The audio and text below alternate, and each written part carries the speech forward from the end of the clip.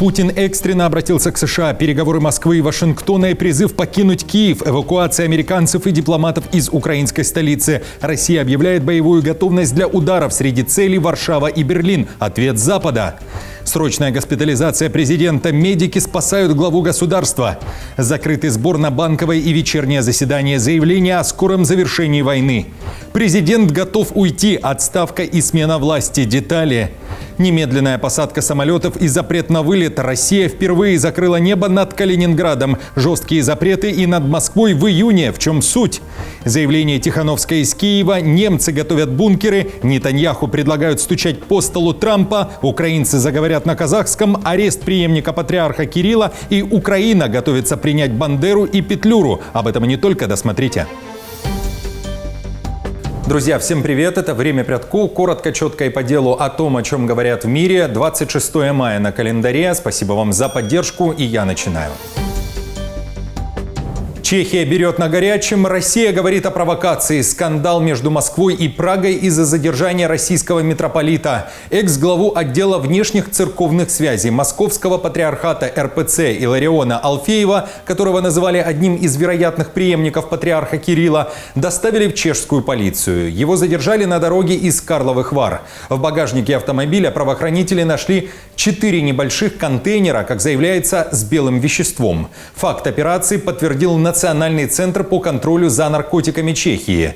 В ведомстве сообщили, что полиция остановила машину российского митрополита после анонимного сообщения о перевозке запрещенных веществ. Священнослужителя допрашивали около 6 часов. Он отрицает причастность к незаконному обороту запрещенных веществ и называет произошедшее провокацией, которой, по его словам, предшествовало длительное давление на православную общину в Карловых Варах. По словам представителя полиции, продолжаются стандартные следственные действия, включая допросы, а дополнительные сведения полиции, вероятно, предоставят только во вторник. Содержимое найденных пакетиков установит экспертиза.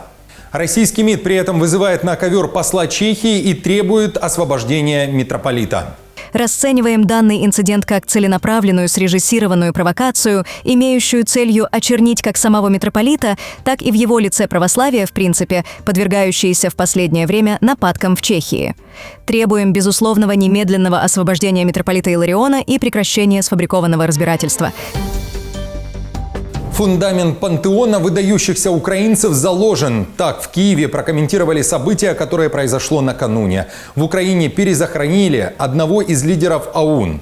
Останки руководителя Организации украинских националистов Андрея Мельника и его жены Софии теперь находятся на Национальном военном мемориальном кладбище в Киевской области.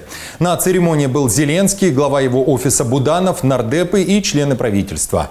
По словам Буданова, Мельник – легендарный полковник и один из лидеров освободительного движения, который всю жизнь боролся за независимость Украины, но долгие годы не мог быть похоронен на родной земле. Теперь, заявил Буданов, историческая справедливость восстановлена. Ранее останки четы Мельник доставили в Киев из Люксембургского кладбища. Цитирую. Возвращение Андрея Мельника – это первый важный шаг к созданию пантеона выдающихся украинцев. Мы восстанавливаем свой исторический дом, собирая его фундамент по всему миру. В пантеоне обретут покой те, чьи имена стали символами нашей несокрушимости. Следующим будет перезахоронение основателя ОУН Евгения Коновальца. Разрешение на возвращение его праха из Нидерландов уже получено, подтвердили в офисе Зеленского. Тем временем действующий глава ООН Богдан Червак сообщил в комментариях Громадскому, что ведется работа над перезахоронением в Украине Бандеры, могила которого находится в немецком Мюнхене, и главы директории УНР Петлюры. Он был похоронен в Париже. НАТО поднимает авиацию у границы с Беларусью. 26 и 27 мая в приграничной зоне Латвии пройдут низковысотные полеты вертолетов и истребителей союзных сил. Латвийские военные официально предупреждают, в небе тактические тренировочные маневры, на земле возможен повышенный шум. Полеты будут идти только днем с 8 до 18 часов в специальных зонах и в строго регламентированном режиме. Самолеты могут снижаться до 150 метров, вертолеты до 15 метров над поверхностью. Немедленная посадка самолетов и полный запрет на вылет. Впервые план «Ковер» в России был объявлен в в Калининградской области. Об этом заявили в Росавиации. Тревога продолжалась на протяжении 1,5 часов. И, как отмечают российские медиа, это первый подобный случай за время войны. План «Ковер», напомню, практически ежедневно вводят в других российских регионах из-за ракетной и дроновой опасности. Москве же стоит приготовиться. Такое заявление прозвучало накануне в Минобороны Украины. Именно так там отреагировали на 2 громких заявления МИД России. Киев будет отвечать Москве за удары по украинской столице. Вечером 25 мая Путин экстренно обратился к США. МИД России связалась с Вашингтоном для оглашения спецпредупреждения. Россия готовит удары по Киеву и объявила о необходимости эвакуироваться из столицы. В частности, дипломатам и американцам в том числе. Об этом Лавров рассказал госсекретарю США Рубио. По поручению президента Российской Федерации Путина Лавров официально довел до американской стороны информацию о том, что в ответ на продолжающиеся террористические атаки киевского режима против мирного населения и гражданских объектов на российской территории ВС РФ приступают к системным и последовательным ударам по расположенным в Киеве объектам, используемым для нужд ВСУ и по центрам принятия соответствующих решений.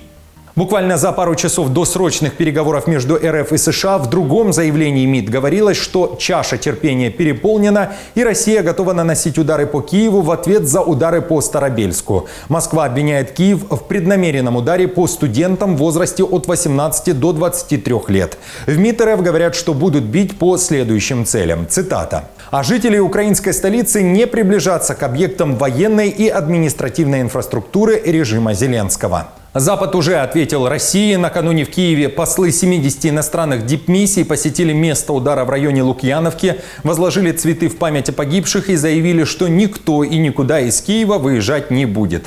Заявление МИД РФ назвали шедевром лицемерия, а угрозы в адрес дипломатов и международных организаций – признаком отчаяния Путина. Режим, который годами бомбит жилые дома, музеи, родильные дома, школы и электростанции, вдруг заговорил языком международного гуманитарного права и Женевских конвенций. Тот самый режим, который каждую ночь наносит ракетные и дроновые удары по мирным жителям, теперь предупреждает других, чтобы они держались подальше. На федеральных каналах России при этом демонстрируют, по каким городам готова бить Россия орешником. Целями России обозначены Берлин, Варшава, Брюссель, Рим, Париж и Лондон. В то же время Москва закрывает небо. Межрегиональная общественная организация пилотов и владельцев воздушных судов заявила, что в начале июня 2026 года в московской воздушной зоне Москва-РПИ вводится полный запрет на полеты гражданских воздушных судов на высотах до 5100 метров. Ограничения охватывают огромный район от границы с Беларусью до соседних крупных воздушных зон на севере, востоке и юге. Под запрет попадает гражданская авиация, но исключения сделают для регулярных и чартерных пассажирских рейсов, санитарной авиации, аварийно-технических и специальных работ по госконтрактам.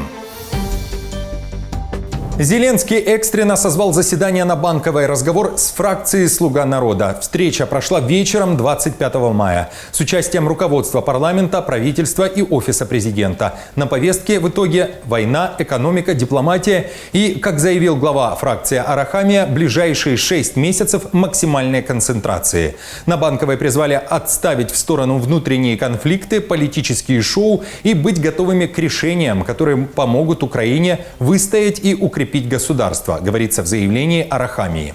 Все понимают, следующие 6 месяцев должны стать временем максимальной концентрации и стабилизации работы страны. Наш приоритет – обеспечить устойчивость государственных институтов, поддержку армии, своевременные выплаты людям, работу энергетики, экономики и местного самоуправления. Также мы должны продолжать делать шаги, которые приближают нас к вступлению в Европейский Союз.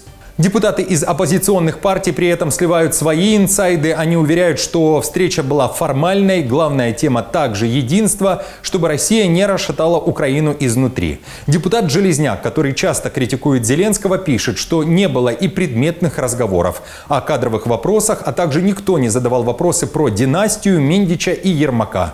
Однако Зеленский внезапно озвучил сроки завершения войны. На встрече с депутатами президент в очередной раз озвучил очередную дату теоретического завершения войны. Я хотел ее написать, но учитывая, что на каждой встрече это звучало снова и снова и каждый раз не совпадало с реальностью, то в этом уже нет смысла. Постскриптум. На этот раз это ноябрь 2026 года. Хотя даже присутствующие не очень в это поверили, к сожалению.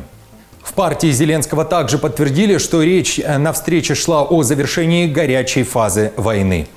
Президент отметил, что до ноября рассматривается возможность завершить горячую фазу при условии предоставления гарантий безопасности. Сейчас у нас есть преимущество на фронте, которым можно воспользоваться. Основная цель – не дать Российской Федерации возможность обмануть нас и после короткой паузы начать новые боевые действия, новое наступление. Президент готов уйти. Слова об отставке и смене власти внезапно прозвучали из уст президента Сербии Александра Вучича. Во время визита в Пекин перед встречей с лидером Китая Си Цзиньпином Вучич дважды заявил о возможном скором уходе. Тут нет большой философии, говорит Вучич о своем решении. Президент Сербии заявил, что если он уйдет раньше, чем закончится его срок полномочий, а тот истекает уже весной 2027 года, то в таком случае будет действовать по Конституции. После его ухода страна должна в течение 90 дней провести выборы. По словам Вучича, он не собирается сидеть в кресле до конца жизни и в случае решения просто сложит полномочия. Я, как честный человек, подам в отставку. Так написано в Конституции. Никакой мандат я не сокращаю. Так что, когда я подам в отставку, мы пойдем. Посмотрим, будут ли это парламентские выборы, а через 90 дней президентские выборы. Вот и все. Тут нет никакой большой философии. Победа Украины откроет путь к свободе Беларуси. Об этом во время визита в Киев заявила белорусская оппозиционерка Тихановская. По ее словам, Украина сегодня защищает не только свою независимость, но и право украинцев и белорусов жить без диктатуры, насилия и страха. А итог этой борьбы напрямую связан с будущим Беларуси. Это первый рабочий визит Тихановской в Киев с 2020 года. Она приехала в украинскую столицу по приглашению Зеленского. Свой визит Тихановская начала с посещения кладбища, где похоронена белорусская активистка Мария Зайцева, которая участвовала в протестах 2020 года, а после начала войны в Украине была волонтером, помогающим беженцам в Чехии, затем служила в ВСУ. Девушка погибла в январе 2025 года. Затем Тихановская посетила разбитую Лукьяновку после последних обстрелов и побывала также в зоне отчуждения, заехав на Чернобыльскую АЭС и в Припять. Мы признаем, что режим в Минске сделал Беларусь соучастницей этой агрессии. Но Лукашенко, узурпатор, проигравший выборы, не представляет белорусов и служит исключительно интересам Кремля и имперской России. В Германии тревожный тренд. Немцы готовы покупать частные бункеры на фоне возможной войны с Россией. Причина – государство фактически оказалось не готово. На всю страну в общественных убежищах есть места только для 478 тысяч человек. Это около половины от 1% населения. Еще в 2007 году Германия отказалась от системы гражданских бункеров, и с тех пор многие из них пришли в упадок. А в ряде регионов общественных убежищ нет вообще. Об этом пишет Шпигель. Теперь власти обещают вложить миллиарды евро в гражданскую оборону. На этом фоне в стране растет рынок частных убежищ. Готовый бункер на участке стоит около 75 тысяч евро, а встроить защитную комнату в новый дом можно примерно за 35 тысяч евро сверху к строительству, говорится в статье. Хватит быть мальчиком для битья. Министр нацбезопасности Израиля Итамар Бен-Гвир резко обратился к Нетаньяху и призвал его стукнуть кулаком по столу Трампа.